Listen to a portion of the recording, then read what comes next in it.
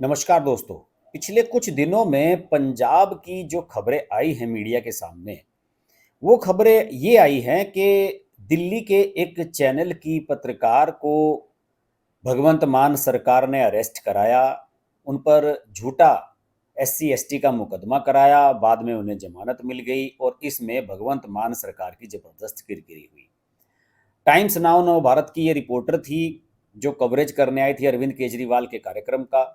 जब केजरीवाल और उनकी पार्टी के कार्यकर्ताओं को पता लगा कि यहाँ पर भावना किशोर नाम की यह रिपोर्टर आई हुई है टाइम्स नाउ की, तो उन्हें फंसाने के लिए, उन्हें ट्रैप करने के लिए एक साजिश रची गई।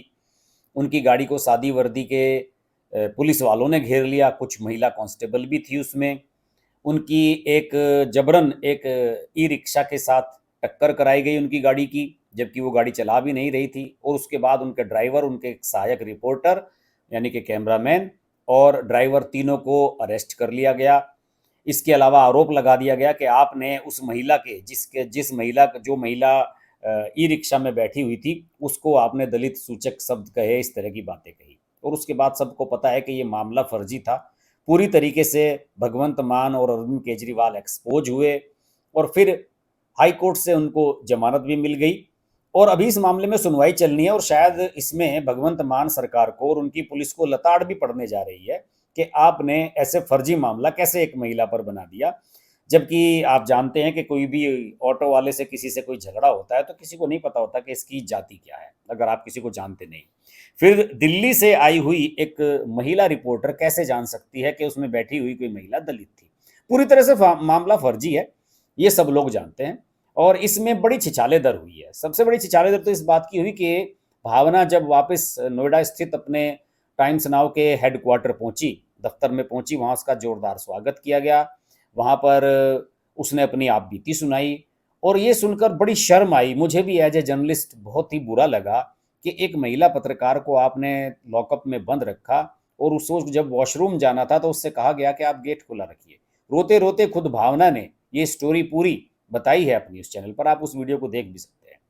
लेकिन दिल्ली का मीडिया एक ऐसी खबर को बार बार नज़रअंदाज कर रहा है जो भगवंत मान की सरकार की काबिलियत पर, उनकी कानून व्यवस्था पर, उनकी पुलिस की क्षमता पर बड़ा सवाल उठा रहा है।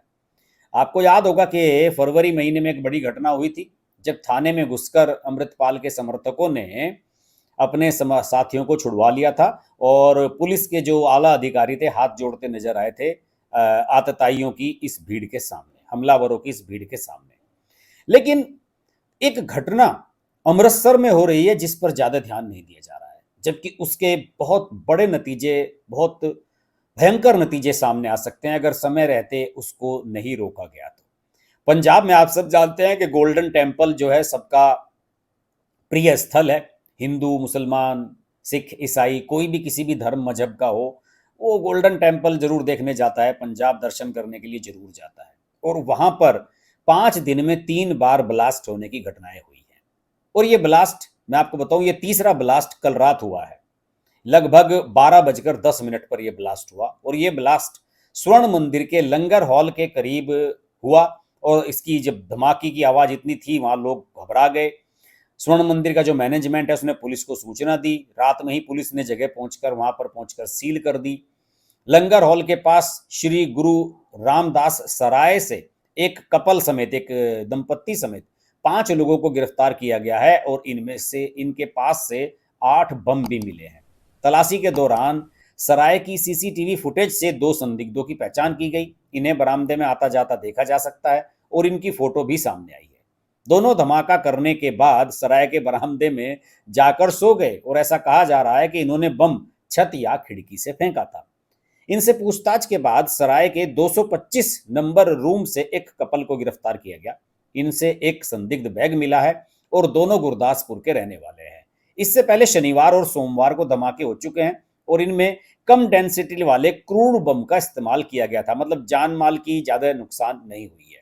इस बारे में मैं डीजीपी हैं वहां के गौरव यादव, उनका बयान देख रहा था।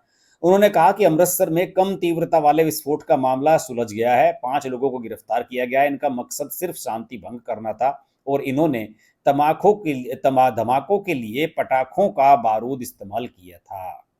आप समझ सकते हैं। अभी पटाखों का बारूद इस्तेमाल किए जाने की बात कर रही है, उसके और क्या चाहते हैं कि ये आरडीएक्स का इस्तेमाल किया जाए, फिर तो कितना नुकसान हो जाता। ऐसे कौन लोग हैं जो साजिश रच रहे हैं? ऐसे कौन लोग हैं जिनको पंजाब पुलिस अभी तक नहीं पकड़ पा रही है, और जिनकी शुरुआत कहाँ से हुई थी? अमृतपाल के जो समर्थक थे, उनका जो अजनाला थाने पर हमला हुआ था, उसके बाद से ये सारी घटनाएं शुरू हुई थी। लेकिन उसके बावजूद भी पंजाब पुलिस किस में लगी हुई है? पंजाब पुलिस लगी हुई है बेगुनाह पुलिस कर बेगुनाह पत्रकारों को पकड़ने में, या फिर दाएं बाएं के काम करने में। जो उनका मुख्य काम है उसे नहीं किया जा रहा है। वो ये भी बताया जाता है कि पुलिस को घटनास्थल से एक चिट्ठी भी मिली है, और इसे पुलिस अधिकारियों ने अपने कब्जे में लिया है। हालांकि इस चिट्ठी में क्या लिखा है और ये धमाके से जुड़ी हुई है नहीं, इस बारे में किसी को नहीं बताया गया। हालांकि ये बताया जा रहा है कि इस बारे में पुलिस जल्द ही खुलासा करेगी। और लेकिन इसमें जो वहां पर चश्मदीद लोग हैं, उनका कहना है कि वे सब लोग रात को श्री गुरु रामदास जी सराय में रुके हुए थे, सब नॉर्मल था, फिर अचानक धमाका हुआ। घड़ी देखी तो रात के 12 बज के 10 मिनट थे, और सुबह साढ़े साढ़े चार पौने 5 बजे के करीब पुलिस पहुंच गई, यानी कि घटना के लगभग 4 घंटे के बाद।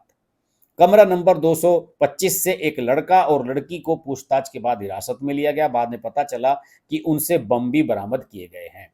रात में धमाके के बाद संगत में पैनिक की स्थिति बन गई, और सेवादारों ने सभी को शांत रहने के लिए कहा।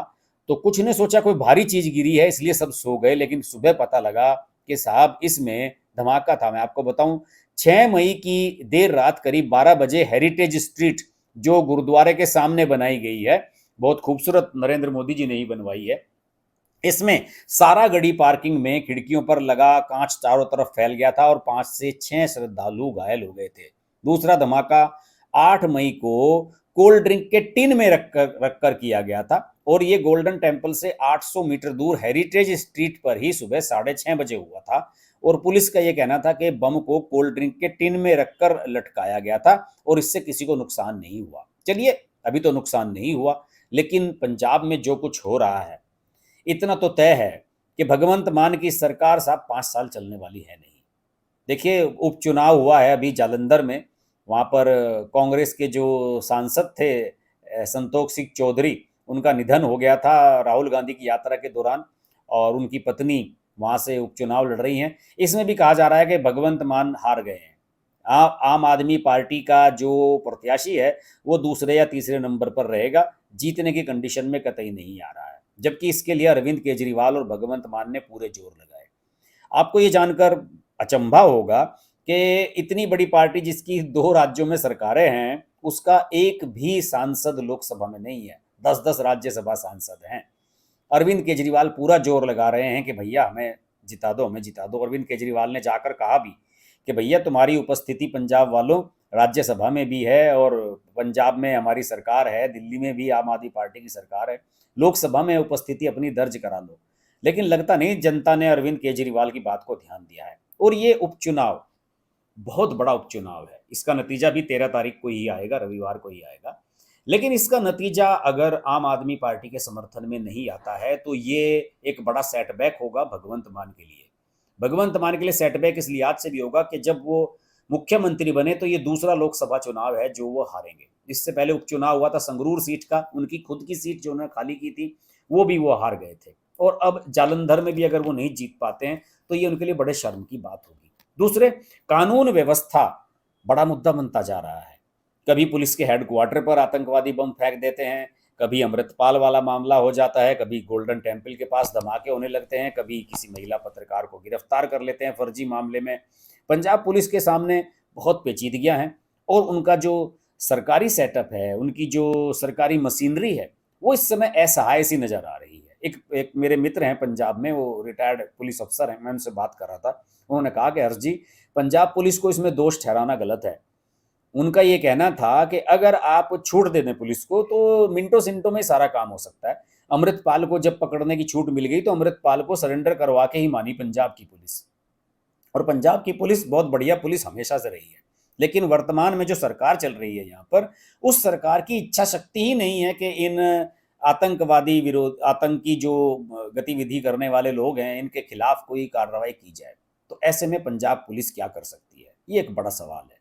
लेकिन तमाम परिस्थितियां दोस्तों मुझे साफ नजर आ रही हैं कि आम आदमी पार्टी की सरकार अगर 5 साल तक वहाँ चली तो पंजाब गर्त में चला जाएगा।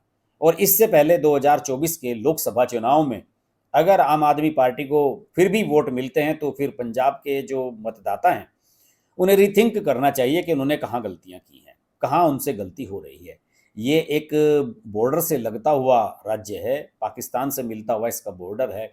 यहाँ पर एक सेंसिटिव सरकार होनी चाहिए, एक ऐसा नेतृत्व होना चाहिए जो देश के बारे में सोचता हो, हमारी सुरक्षा व्यवस्था के बारे में सोचता हो, ना कि अपनी राजनीति में मगन रहता हो। और निश्चित रूप से अपने मुख्यमंत्री बनने के 1 या 2 महीने के भीतर ही भगवंत मान ने यह साबित कर दिया कि वो मुख्यमंत्री बनने के लायक तो व्यक्ति बिल्कुल भी नहीं है। वो अच्छे कॉमेडियन हो सकते हैं, हो सकता है कि अपने क्षेत्र के अच्छे सांसद भी रहे हों, लेकिन मुख्यमंत्री बनने की काबिलियत उनमें है नहीं।